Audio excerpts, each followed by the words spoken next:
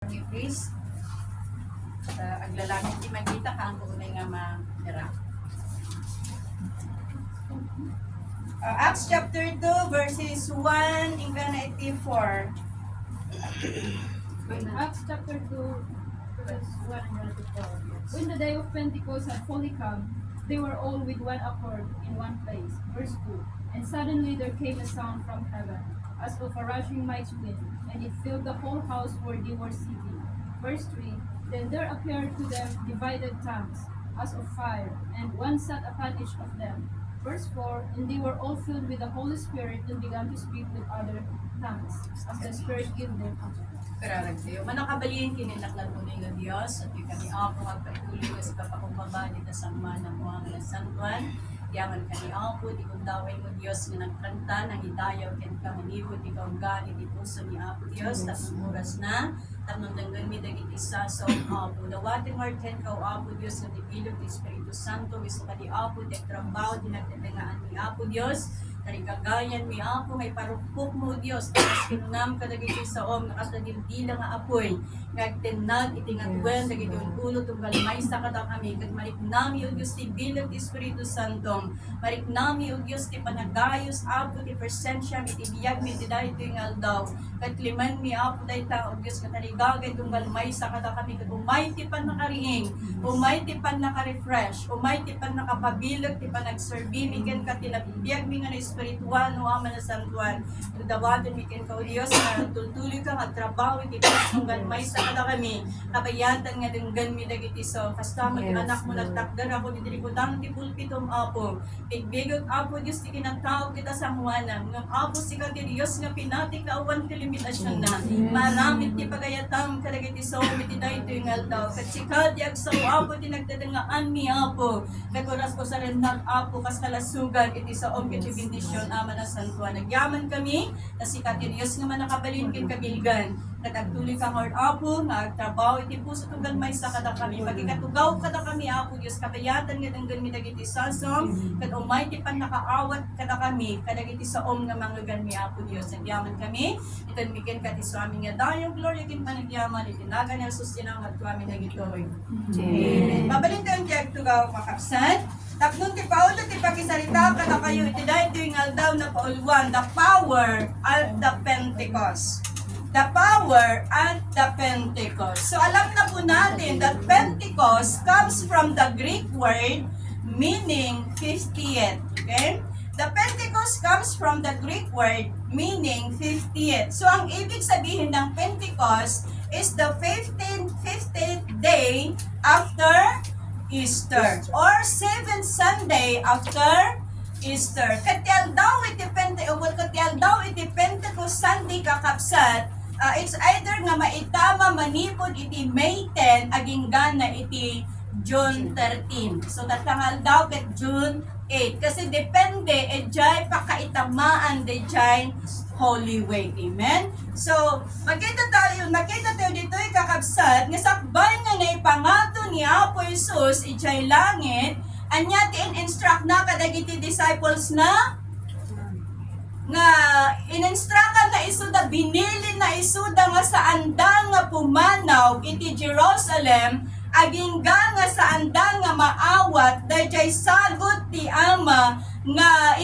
dayjay inkarit ti Ama nga sagot nga maipay kadakwada, nga isuda ita the power of the Holy Spirit. It is the power of the Holy Spirit which would empower believers to witness for Christ. At ang pangako na ito mga kapatid ay natupad o nangyari nung araw ng Pentecost. So ang Pentecost ay paggunita sa pagbaba ng banal na Espiritu. Amen?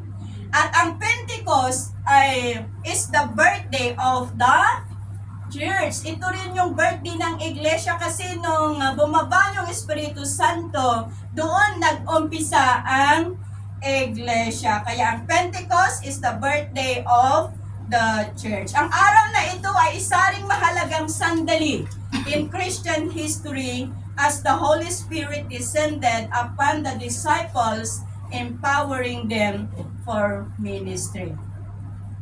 So, sa pagbaba ng banal na espiritu, mga kapatid, the disciples experience renewal of life. Naranasan ng mga disciples, mga disipulos, ang renewal of life nung bumaba ang banal na espiritu during the day of Pentecost. Renewal of life, ibig sabihin na-refresh ang kanilang buhay, na-refresh ang kanilang spiritual life. Nandoon yung pakiramdam na sila lalong napalapit sa ating Panginoong Diyos. Andoon yung lalong na-i-align yung kanilang mga buhay sa ating Panginoon Diyos. Andoon yung renewal na bago, na pabaro de biyagda kini Apo Diyos. At sa pagbaba ng banal na espiritu, mga kapatid, the disciple experience also the empowerment of the Holy Spirit. Napadasan da nga na-empower, napabilog, babaan iti trabaho ti Espiritu Santo kakabsat. Amo tayo nga dagiti apostles ni Apo Jesus idi, ketakrut da, di namin. Dagiti apostles ni Apo Jesus idi takrut da, kinnerbiuso da. Nga makita tayo dito, nga idi nga bimabati pa nakabalin wano ti bilog ti Espiritu Santo, ket naramunan da iti bilog ti Espiritu Santo, imay kadakwada iti turad, tapnon iti kastakot ikasabada, ipahayag da, ibahagi da, tisasaon ni Apo Diyos. Isu nga dagiti takrot nga apostle, nagbalinda nga natured. Amen? Amen. Gapo iti bilog, kin panakabalin, ti Espiritu Santo. Kat gapo iti courage, kin boldness da nga nang ikasaba, iti saon ni Apo Diyos. Adu dagiti tattao nga naisalakan. Amen? Adu dagiti tattao nga nangawat kini Apo Jesus, akas manupot kin mangisalakan na. Kastamot nga iti panagbabati Espiritu Santo kakabsat, ijay nga ini-demonstrar, ijay nga there is a demonstration of faith, na i-demonstrar da jay pamati dagiti disciples kakabsat. Kat ijay nga sinurot da ti pagayatan ni Apo Dios. Kat na i-demonstrar pa iti pamati da iti gundaway nga pananguray da iti panagbaba ti Holy Spirit nga isut imbilin ni Apo Jesus kadakwada. Iti panagbaba ti Espiritu Santo kakabsat, imay ti oportunidad tapnon iti kasta ket ipangaral da, iadal da dagiti sasao ni Apo Dios. There is opportunities for evangelism. So ang mga disciples, they grab their opportunity upang ipangaral nila ang magandang balita tungkol kay Hesus Kristo. At sa pagbaba ng banal na espiritu, there is transformation. Amen? There is transformation. Na sa araw ng Pentecost, marami ang nagbago. Sabi nga natin kanina, marami ang nabago, marami ang tumanggap kay Hesus Kristo bilang Panginoon at tagapagligtas na kanilang mga buhay. From 120 believers to 3,000 believers. Amen? At ito'y resulta ng kapangyarihan ng banal na espiritu na bumaba mula sa langit. Amen? So, ano naman ang aral na matutunan po natin sa araw ng Pentecost? Tignan po natin, kitaan tayo dagiti adal nga maamuan tayo, nga maadal tayo iti tiyempo iti Pentecost. Number 1, as believers, we really need the Holy Spirit. Amen? Amen. Pudno nga datayo ket kasapulan tayo iti panakabalin wenno iti Espiritu Santo. Apay nga masapul tayo iti Espiritu Santo agsipud ta awan ti mabalinan tayo nga ramidan no awan ni Apo Jesus. Ammo tayo nga ti Espiritu Santo ket isuday ta iti maikatlo nga persona iti Dios. Okay. So, dahil natin maikatlo nga persona iti Dios. Kat amo tayo nga ti Espiritu Santo, kat adda dagiti akmen na, wenno mayroon siyang tungkulin na ginagampanan sa buhay nating mananampalataya. At dapat po nating maintindihan kakabsat nga saan nga gapuno third person ti Holy Spirit ket basbasit dayjay trabaho na kada tayo. Amen? Haan nga kasyay kakabsat. But the Father, the Son, and the Holy Spirit ket are equal to their ministry to us. May sa agpapada Dadya panagministro da, iti biyag tayo nga namati. So nga kitaan tayo tangal daw, kitaan tayo no kasano nga tinulungan, tultulungan na tayo ti Espiritu Santo so that we begin to depend on Him more because He is always with us at kailangan po nating yakapin ang tulong ng banal na Espiritu. So bilang mananampalataya, bakit kailangan natin ang banal na Espiritu? Bakit kailangan natin ang banal na Espiritu? Because the Holy Spirit is our teacher. Amen? The Holy Spirit is our teacher. Agree? Amen. In John chapter 14 verse 26, but the Counselor or the Holy Spirit, whom the Father will send in my name, will teach you all things and remind you everything I have told you. So, ibig sabihin, ang banal na Espiritu, ang siyang nagpapaliwanag sa atin sa mga lahat ng turo ni Hesus Kristo. Isunat mangilawlawag kanya tayo, tapnon maawatan tayo, dagiti sursuro ni Apo tayo nga Hesus Kristo, tapnon itikas takot ad-adda nga umunag, dayjay pan nakaawat tayo, iti plano ni Apo Dios iti biyag tayo, ken ad-adda pay nga umunag, dayjay pan nakaawat tayo, kadagiti sasao ti Apo. Amen? Isu nga adda ti Espiritu Santo nga isut mangilawlawag kadagiti sasauna tapnon iti kasta ket maawatan tayo no anya ti kayat kasauan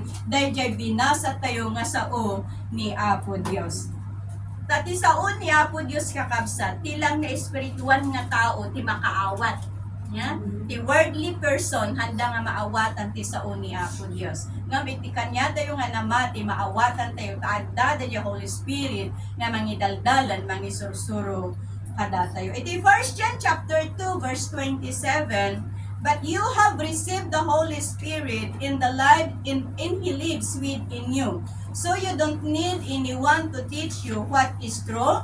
For the Spirit teaches you everything you need to know. And what He teaches is true. It is not lie. So just as He has told you, remain in fellowship with Christ. Kaya iso dahito nga, manipot dahito nga versikulo kakabsat, ito'y nagtuturo that believers are not in need of extra teachers kunanan dito'y dahil ang banal na Espiritu nga adda wano agnanaed nananahan sa atin ay siyang gabay natin sa katotohanan.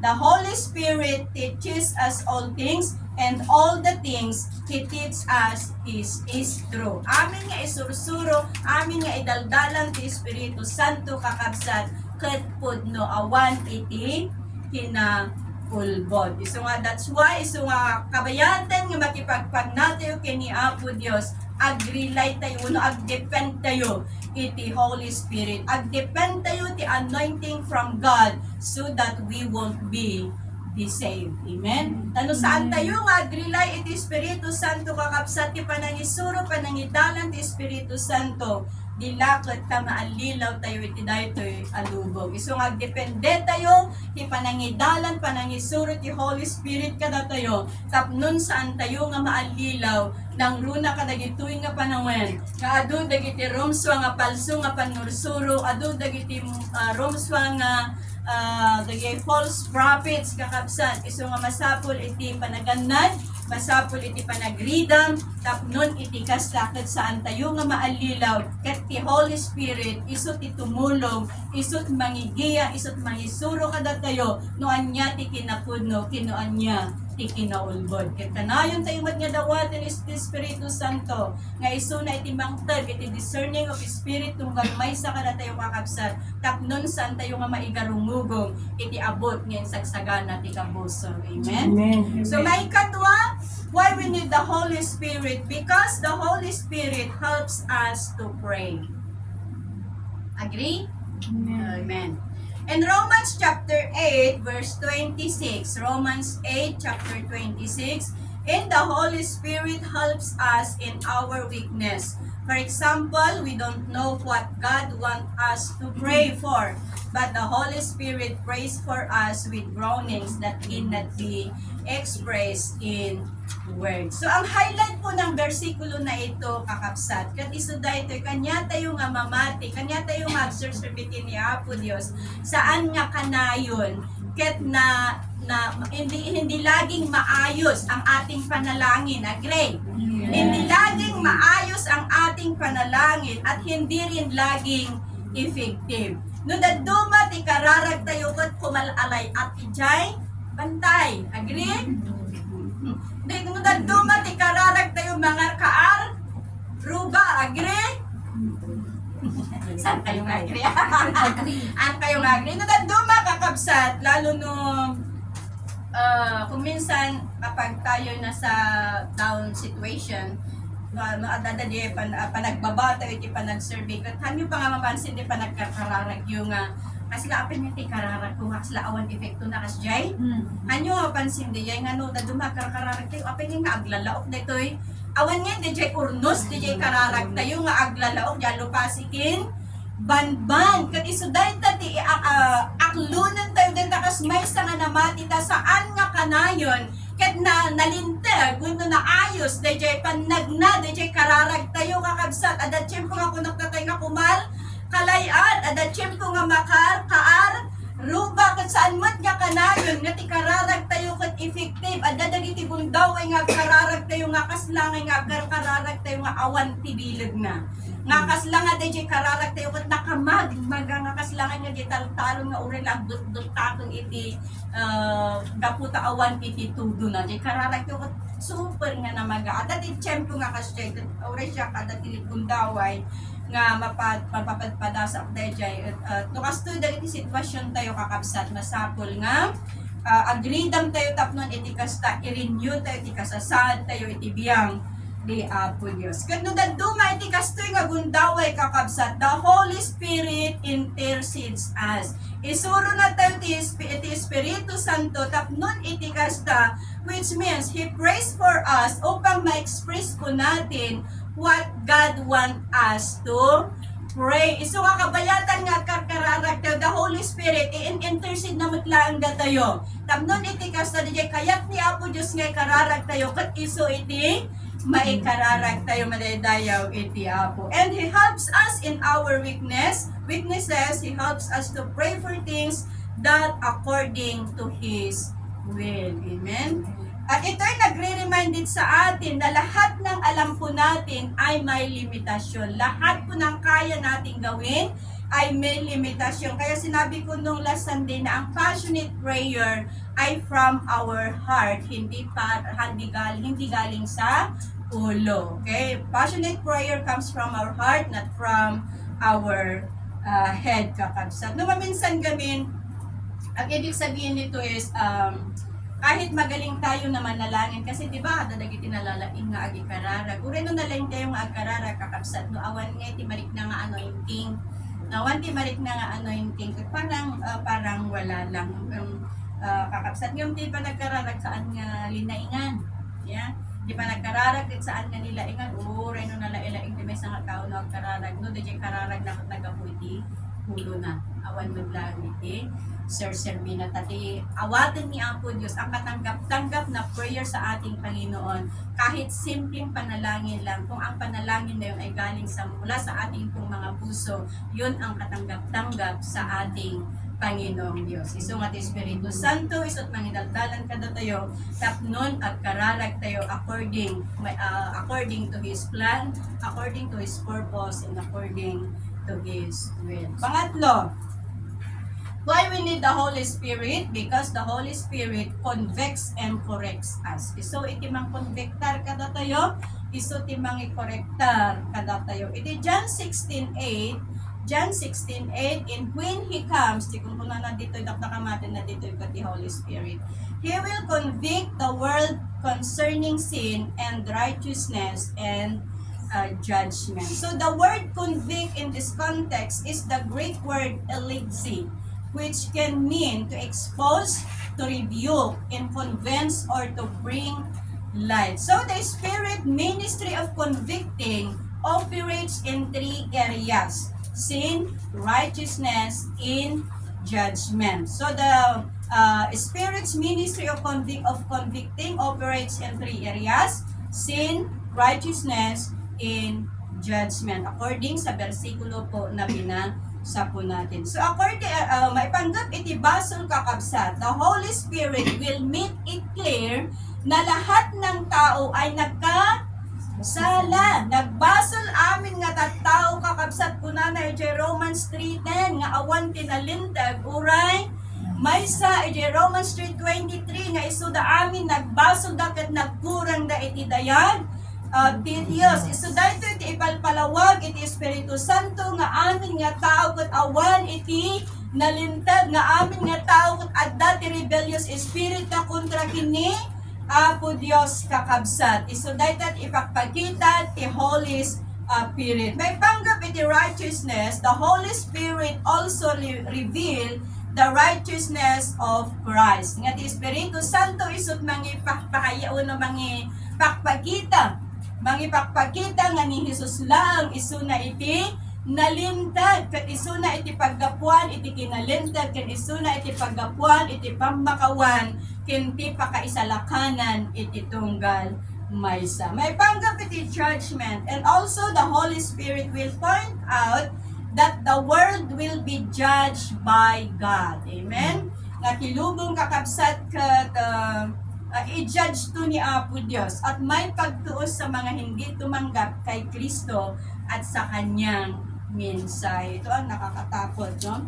So, ang banal na espiritu ay kumikilos as a persecutor and judge sa atin pong mga buhay. Tinutulungan niya tayo upang ma-acknowledge natin ang katotohanan tungkol sa lahat ng plano ng Diyos. Ganun din, the Holy Spirit will lead us into all truth. Na kapag tayo ay nakakagawa ng mali, ang Holy Spirit ang siyang nagko-correct sa atin at siyang nag-guide sa atin sa katotohanan at katwiran. Amen? Di ba nadadag iti maaramid tayo nga basol kat adda di siya conviction iti puso tayo, di ba?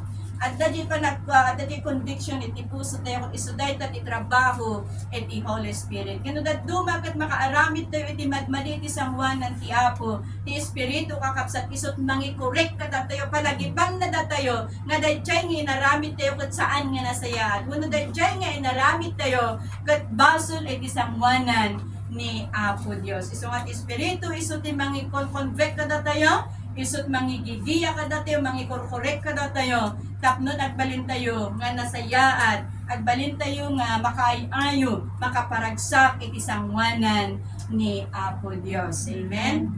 So may kapat kakabsat, why we need the Holy Spirit? Because the Holy Spirit empowers us. Adda iti bilag, umay bilag kada tayo.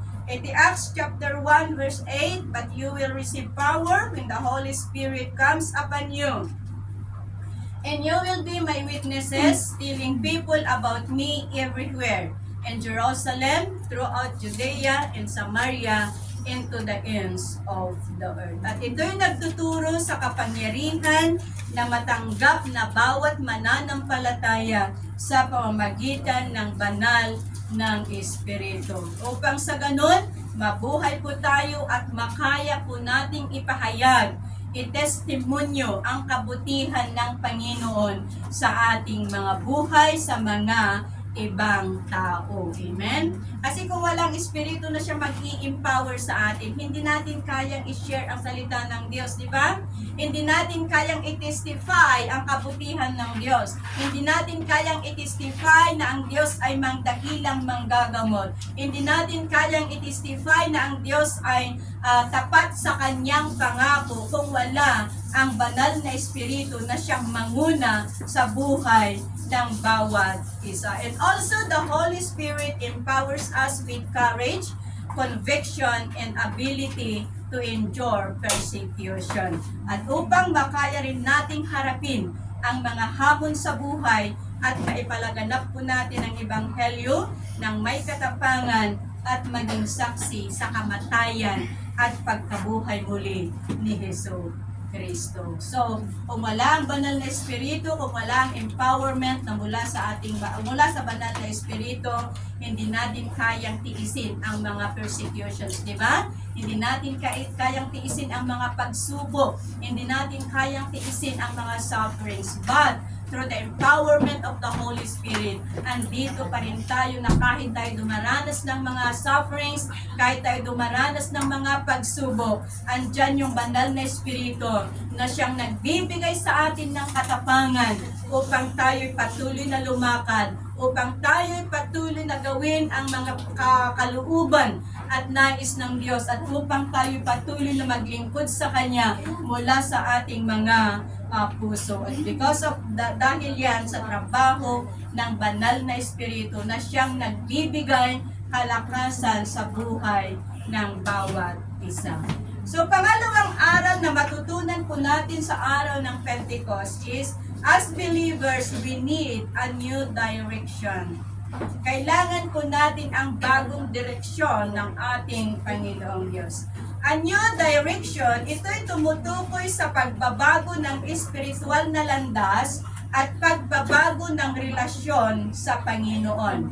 And it also involves a personal growth to every believer. So makita po natin dito during the day of Pentecost, dahil sa very powerful na pagbahagi nabilag sobrang nabilag na panangikasaba ni Pedro, iti sasaw ni Apo Diyos kakabsat, nasagit ti puso dagiti tagtao nga nagdingag, na-touch ang kanilang puso at na-realize da no sinuda iti sangwanan ni Apo Diyos. Kat manipod iti nasantuan nga surat kakabsat, dagiti tattao, iti nga nasagit dagiti puso da, iti nabilad nga mensahe ni Apostle Peter kakabsat, dinamagda kini Pedro, no anya ti aramiden da.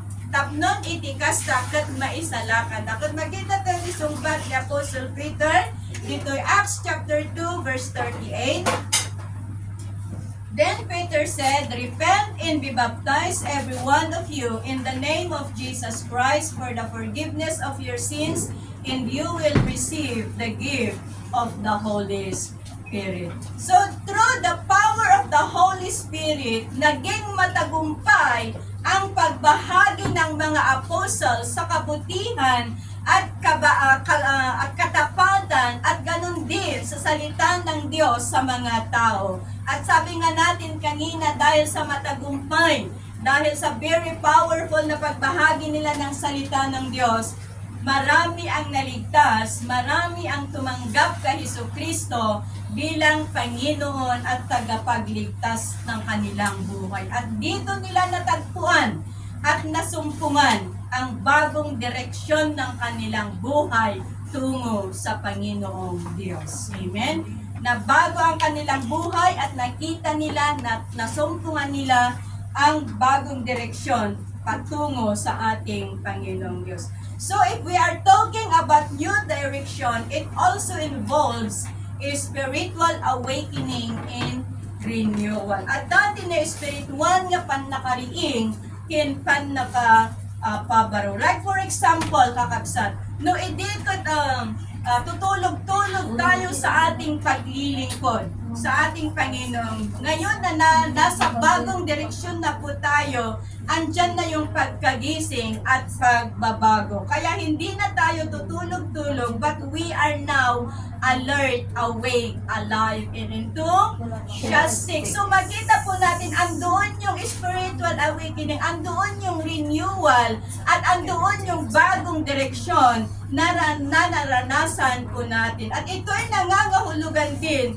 ng deeper understanding of God's will and a commitment to living in alignment with Him. Gapo iti baro nga direksyon kakabsat nga masarakan tayo iti biyang ni Apo, gapo kini Apo Jesus, ijay nga maawatan tayo, dagiti adu nga kayat ni Apo Dios iti biyag tayo, kat ijay nga makita tayo, andoon yung commitment po natin sa mga bagay na nais ng Diyos sa buhay ng bawat isa. So during the day of Pentecost, there's gonna be a great awakening sa mga disciples ni Kristo. Naranasan nila ang nagising, andoon yung pagbabago sa kanilang buhay. At dito na ihayag ang kapangyarihan at kadakilaan sa harap ng mga tao dahil sa pagkilos ng banal na espiritu sa mga buhay ng mga disipulo. Pangalawa, when it comes to new direction, it involves changes circumstances. At dahil iti pag nag-value, iti dagiti mapaspasamak iti biyag tayo. This refers sa mga nabagong nangyayari o sitwasyon ng buhay po natin. So like for example, no hindi kat ti mabasa tayo lang nga bersikulo iti bigat kat may nga bersikulo laan, no iti rabii kat may nga bersikulo sakbay nga maturog tayo kakabsan. Ngam idin nga nasumpungan tayo, idin nga dan iti baron nga direksyon kada tayo. Ti mabasa tayo iti may nga rabii kat 5 verse. Tapos iti bigat kat 5 verse. So andoon na yung changes, andoon na yung pagbabago na balbaliwanan. Dahil dati nga sitwasyon tayo, iso nga naging, dahil may nga bersikulo, naging 5. Andun na yung changes ng circumstances po natin. So we really need a new direction, especially in our spiritual life. Kung iso dahil iti oportunidad, tapnon iti kasta, kat dumakkel tayo iti pamati, dumakkel tayo iti panagserbi, dumakkel tayo umunag tayo mapadikkat, tayo relasyon tayo kini Apo Dios, kat ito'y tayo nga mapadasan ti baro nga bendisyon, kin baro nga kapadasan iti biyang ni Apo Dios. Amen. Kaya tayo ba nga mapadasan iti baro nga kapadasan iti biyang ni Apo Dios. Amen. So nga, amoy kaugat, nakaugalian tayo dito. Di ba, nung makita tayo, nabaybay nga saan tayo nga nakita dito, may isang kakabsat. Kumusta ka, sister, di ba, dali kas time? Kad noad na sarakan tayo, di baro nga direksyon kakabsat. Anya, tisumbat tayo. I'm better than yesterday. I'm better than yesterday. Ngam dati, hindi saan tayo pa nga nasumpuan dito, baro nga direksyon. Anya, tisumbat tayo.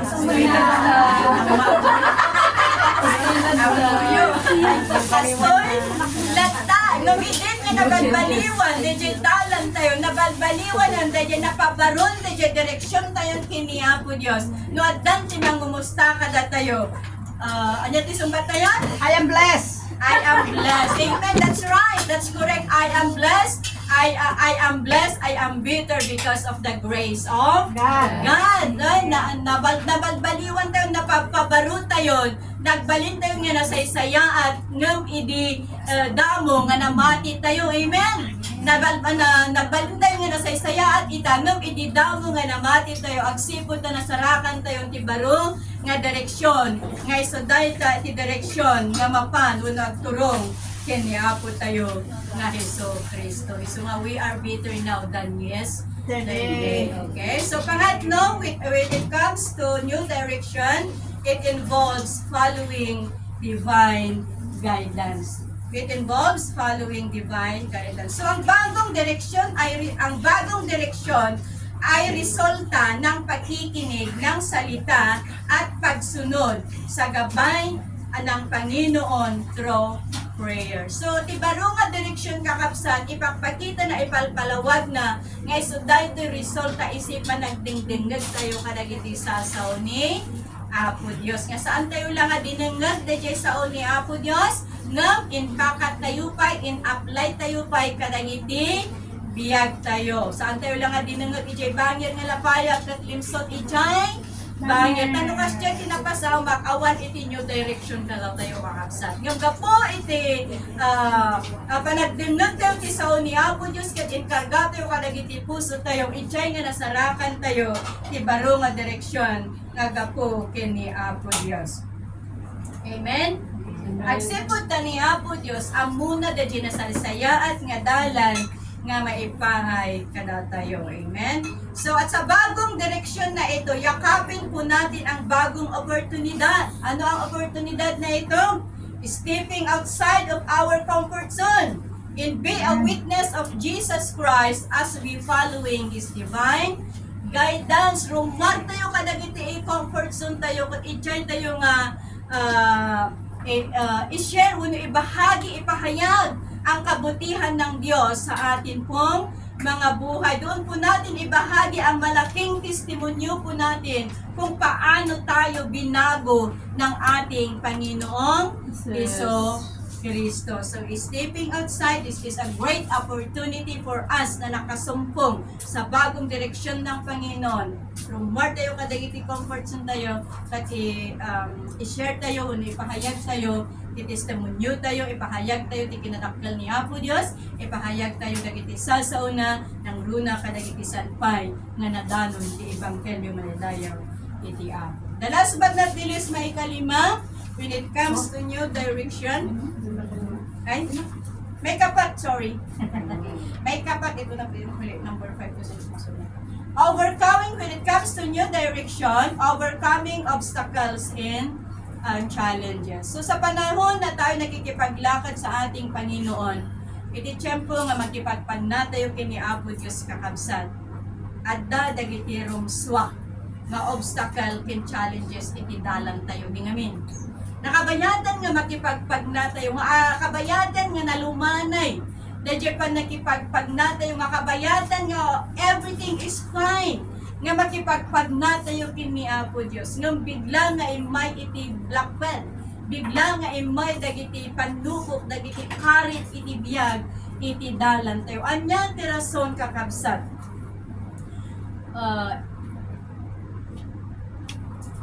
Ulitin ako na nga, iti pa nakipagpagna tayo kini Apo Diyos, umay dagiti lakpad, iti dalan tayo, umay dagiti karit, iti biyag, nga mapadasan tayo, agsipod kakaskanan nga kunkuna tayo kakabsat, iti may nga Kristiyano, umay dagiti adu nga rikado, iti pa nagservidi, amen? Kat dagitoy nga lakpad, dagitoy nga karit, iti biyag, kat may sa dagitoy, nga rikado, iti biyag tayo, kas agkunkuna, nga Kristiyano. So, bakit tayo nakaka-encounter ng sagabal at hamon sa ating daan, habang tayo nakikipaglakad sa ating Panginoong Diyos?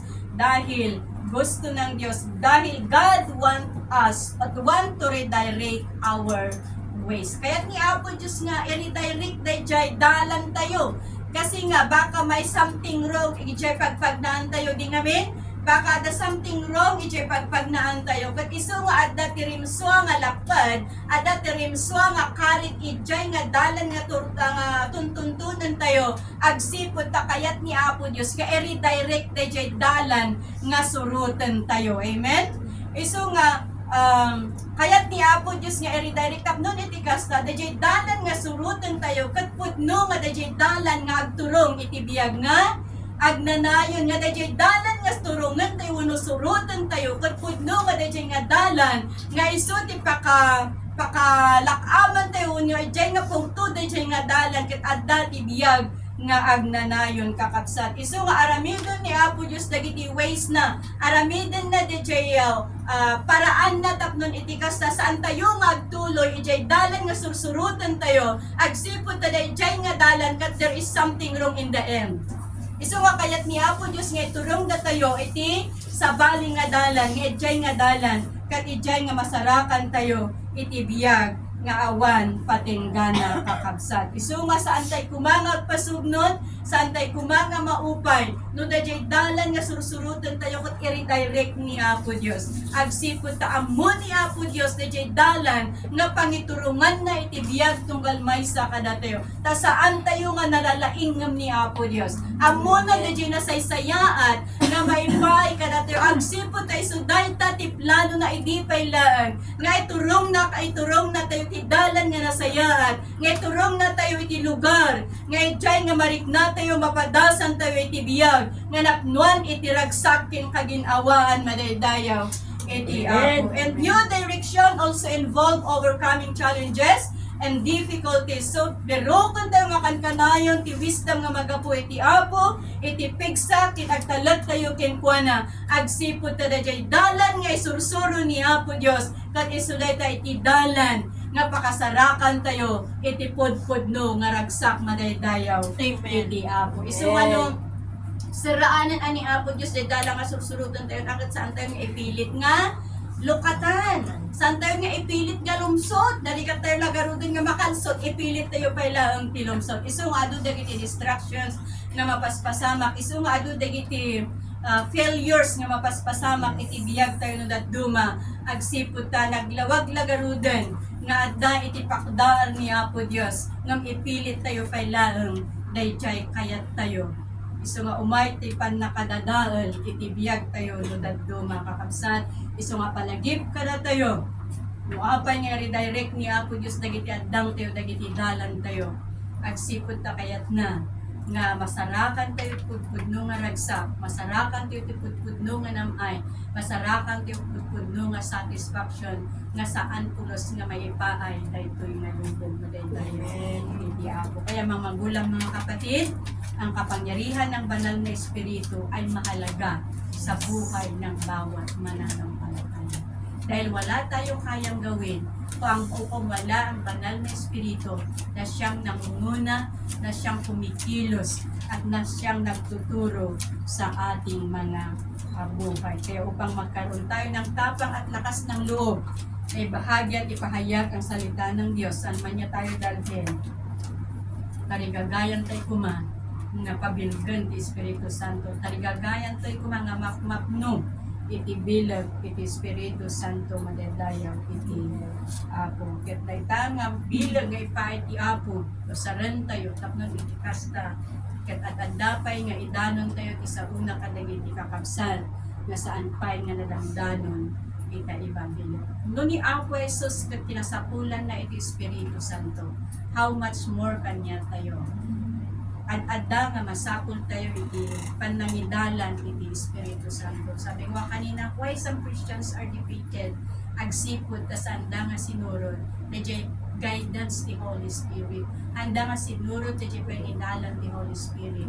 Nag-rely da ijay bukod da nga panakaawat, nag-rely da ijay bukod da nga addang, nag-rely da ijay bukod da nga panakaamo. Iso ay mighty defeated karakwada, agsipod ta sa anda nga nag-rely iti bilag ni Apo Diyos. Sa anda nga nag-rely iti panangidalan ti Espiritu Santo. So mga magulang mga kapatid, let's keep desiring na maranasan din po natin kung ano ang naranasan ng mga disciples during the day of Pentecost. Amen? The power of the outpouring of the Holy Spirit. Ngayon, so kung maday titi kanayon tayo nga ikarkararar kakabsat, because without the Holy Spirit, we are nothing. Awan tibilag tayo, awan tibilag tayo nga sumango kadagiti pandas iti biyag, no awan tibilag ti Espiritu Santo.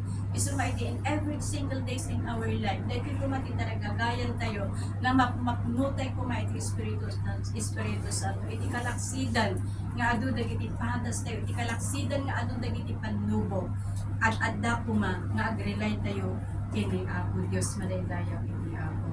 In Acts chapter 2 verse 39, the promise, Acts chapter 2 verse 39, the promise is for you and your children. Anya dito yung promise nga kung kuna na dito, it is the outpouring of the Holy Spirit.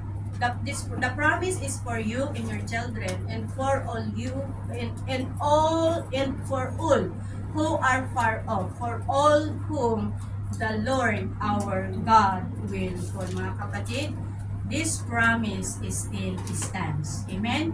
Ito yung akari kakabsat ket saan lang nga nagpatingga iti aldaw ti Pentecost. Amen? Ito yung promise ni Apo Diyos ket addaw pa lang agpapan kada ito yung aldaw that the Holy Spirit is still empowers us. Amen? And we are still the church that tayo pa lang iti iglesia. Dito nga promise ket adda pa lang kada gitoy nga aldaw nga tibilag ti Espiritu nga ti Espiritu Santo nga isut lang pabilag kada tayo ket datayo dagiti iglesia ti Dios nga naayaban tapnon tumakden, naayaban tapnon iti kasta ket aramiden ti pagayatan ti Apo, naayaban nga agwitness para iti pakaydayawan ti Apo iti daytoy nga henerasyon. Are you called by the Holy Spirit? Amen. Naayaban tayo ba inayaban na tayo ba ni Apo Dios? Inayaban na tayo ni Apo Dios kas may sa nga iglesia kakabsat. Tapnon iti kasta datayo ti mangipatungpal iti plano uno layunin ni Apo Yesu Kristo idi at dapat dito'y rabaw iti daga iso nga iti dahil tingal daw ti kararag tayo kuma ket pabilgan na tayo uno i-empower na tayo ti Espiritu Santo tapnon maaramid tayo dayjay nangayaban ni Apo Jesus kada tayo amen.